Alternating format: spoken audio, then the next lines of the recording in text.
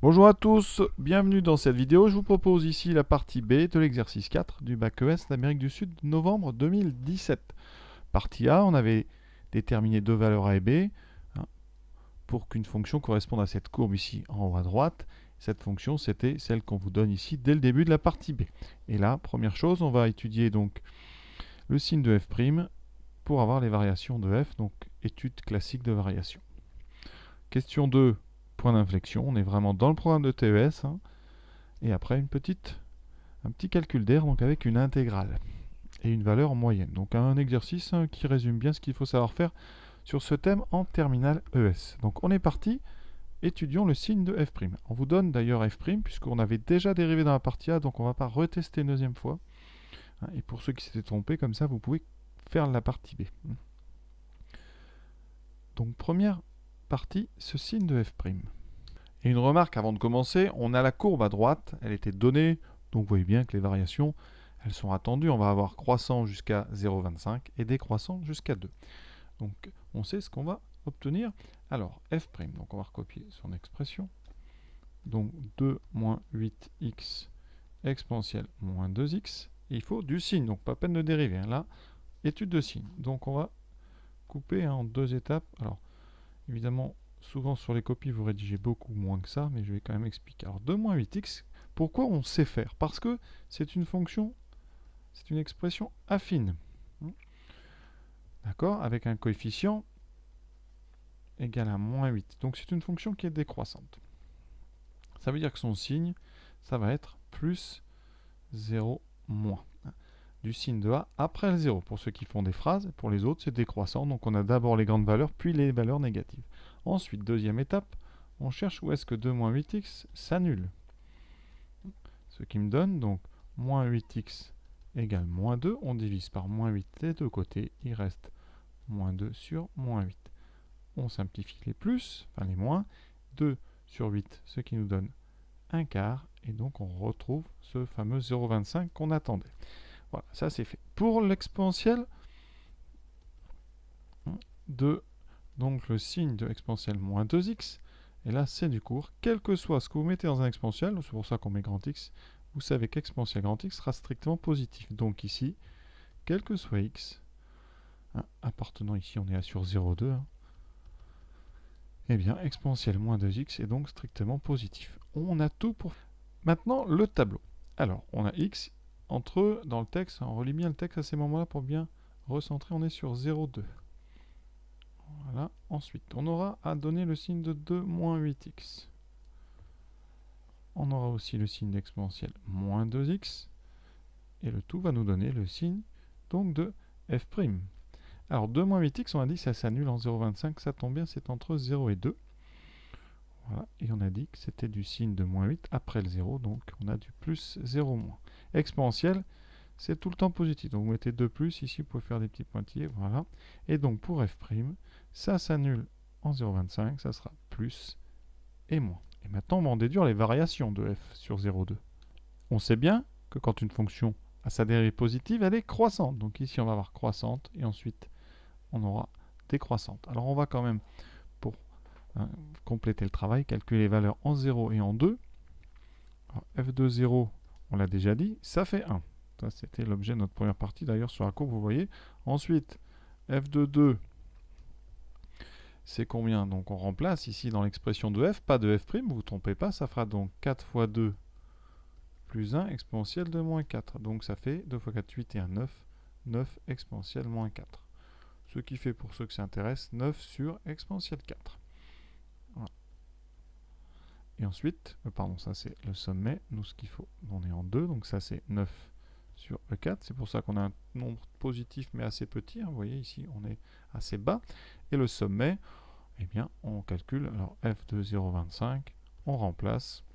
Ça fait donc 4 fois 0,25 plus 1 exponentielle de moins 2 fois 0,25. Ce qui nous donne 4 fois 0,25, 1, 1 plus 1, 2, donc 2 exponentielles de moins 0,5. Voilà. Pour ceux que ça intéresse, ça fait donc 2 sur exponentielle de 0,5. L'exponentielle de 0,5, c'est la racine carrée du nombre e.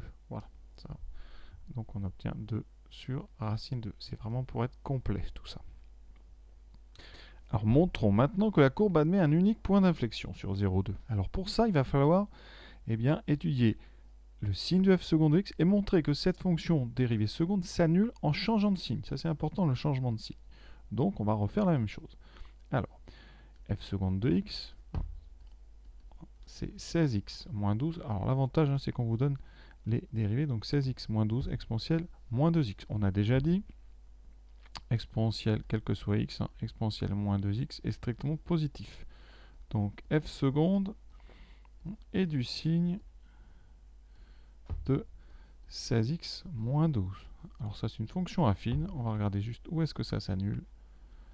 Donc 16x moins 12 égale 0, ça vous donne 16x égale 12, on divise des deux côtés par 16, ce qui me fait 12 sur 16. On peut simplifier par 2, donc 6 sur 8, même par 4, ça fait 3 quarts. Donc c'est 0,75.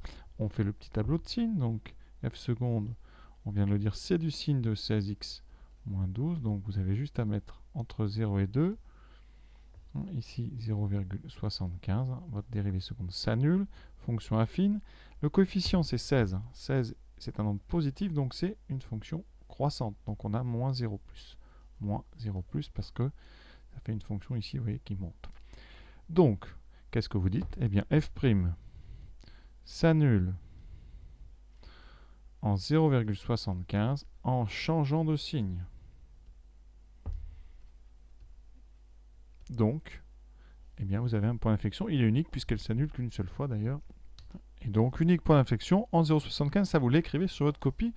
Sur la courbe, qu'est-ce que ça veut dire? On va quand même regarder la courbe. 0,75 va être ici. Voilà. Donc, vous pouvez regarder ici. Quand on est à gauche, eh bien, vous avez une courbure qui est vers le bas. Ça veut dire qu'à chaque fois, les tangentes sont au-dessus. Votre courbe, elle est vers le bas. Et quand vous passez là, eh bien, vous pouvez regarder. Vous avez une courbure ici. C'est comme une parabole, mais qui est vers le haut cette fois-ci. Et le changement comme ça, on va dire de courbure, c'est-à-dire d'orientation de la courbe, il se passe en 0,75. Donc c'est très cohérent avec le dessin, ce qu'on vient de trouver. Maintenant, on attaque les intégrales et donc primitives, tout ça. Alors, on vous donne une fonction grand F. Là, vraiment, on reconnaît cette notation, c'est pour parler d'une primitive. Et cette fonction, on va montrer que c'est une primitive de petit f. Alors, pour montrer qu'une fonction est une primitive, c'est simple, on la dérive. Donc, on calcule, on détermine, on calcule grand F prime. Et on va montrer que c'est petit f. Donc ici, encore un travail de dérivation. Donc grand F, ça se présente sous la forme u de x fois v de x, avec u, enfin des u et des v bien différents. Donc u de x, c'est moins 2x moins 1,5, et v de x, c'est donc exponentielle moins 2x. U', on dérive, fonction affine, il restera le coefficient de x, donc moins 2. V', on a déjà fait ça dans la partie A, c'est de la forme e de u, avec devant vous trouvez donc u', donc la dérivée de moins 2x, donc moins 2, et vous retrouvez les mêmes exponentielles. C'est un produit, donc la fameuse boucle, on commence par u', donc u'v plus uv'. Ça me donne moins 2e de moins 2x, plus moins 2x moins 1,5 fois moins 2 exponentielle moins 2x. Alors ça fait beaucoup de moins, on va faire attention. On développe tranquillement. Moins 2e moins 2x, moins 2 fois moins 2, donc plus 4xe de moins 2x, moins 1,5 moins 2, donc plus 3e de moins 2x. Alors, il y en a 4xe de moins 2x. Ici, moins 2 plus 3, donc les exponentielles 2x, il m'en reste un seul. Je factorise par exponentielle 2x. Voilà. Qu'est-ce que j'aurai dedans? Donc 4x plus 1, c'est exactement l'expression de f de x. Donc, quel que soit x appartenant à 0,2, grand f' est égal à petit f de x. Et donc, grand f est une primitive, parce qu'il y en a d'autres, est une primitive de petit f sur 0,2. Voilà une question de plus. Très classique, donc on répète, quand on veut, il y a marqué montrer que f est une primitive, on dérive cette fonction. Question B, maintenant, on va calculer une aire. On veut l'aire exacte du domaine D. Alors ce domaine, il est situé entre quoi et quoi? On va faire sur le dessin. entre CF, donc la courbe en bleu, l'axe des abscisses, donc ici, et la droite d'équation x égale 2. Donc, c'est tout bête, hein, vous êtes sur tout ce qu'il y a sous la courbe. Donc, vous êtes sur l'aire de cette surface ici que je vais hachur en rouge. Et ça, c'est vraiment en plein dans le cours. D'ailleurs, la question juste avant nous prépare à ça. Hein.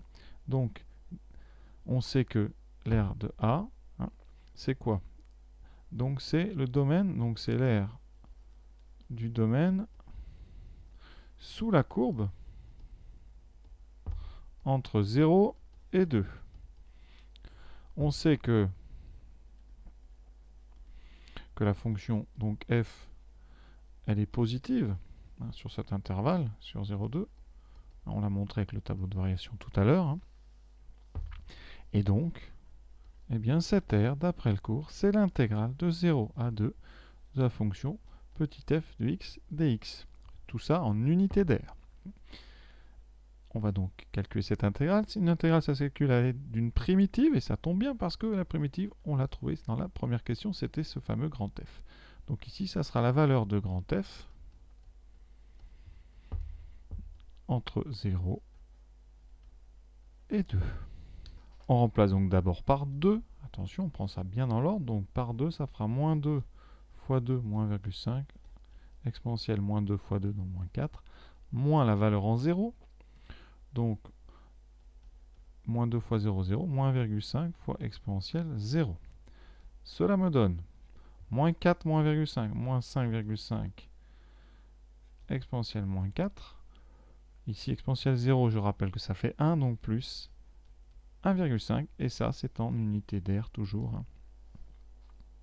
Alors, si vous voulez un petit peu une valeur approchée, hein, à la calculatrice, vous voyez, j'ai trouvé 1,399, donc on va arrondir à 1,4 unité d'air. La valeur exacte, c'est celle d'avant. C'est quand on a l'égal, là, c'est une valeur approchée. Je vais juste vous montrer sur le dessin à quoi ça correspond. Alors, je vais vous montrer déjà sur le dessin ce que c'est une unité d'air. Alors, ici, l'unité d'air, c'est l'aire d'un rectangle de côté 1, 1. Ici, 1, c'est donc ici, et 1, c'est comme ça. Donc, une unité d'air, vous voyez, ça représente ce rectangle ici de 4 carreaux. Ça veut dire qu'un petit carreau ici sur le dessin, ça représente un quart. Donc, ça représente 0,25 unités d'air. Et on va regarder si ça correspond à notre calcul. On va donc compter le nombre de petits carreaux, parce que chaque carreau, on a dit, fait un quart.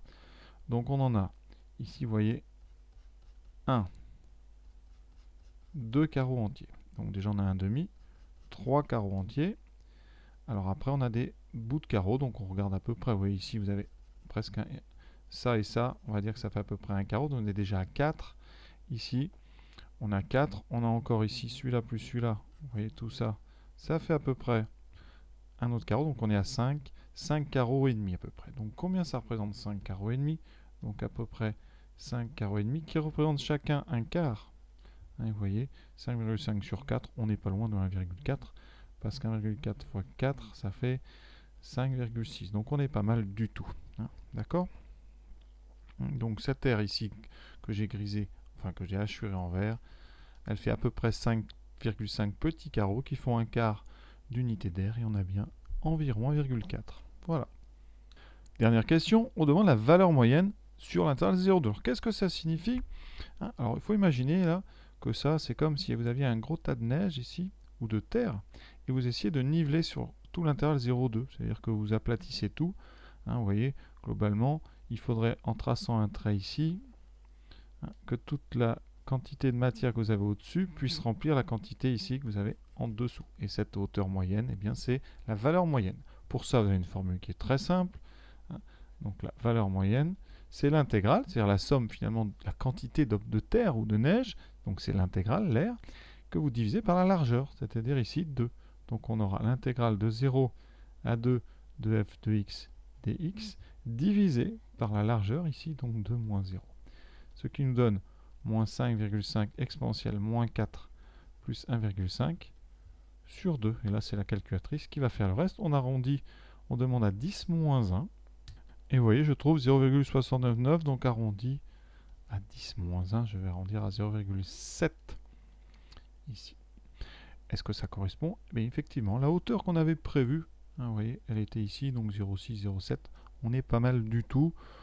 Voilà, donc écoutez, écoutez, cet exercice est terminé. Je trouve que c'est un exercice quand même relativement sympa, hein, assez classique, qui permet de bien réviser les notions du cours.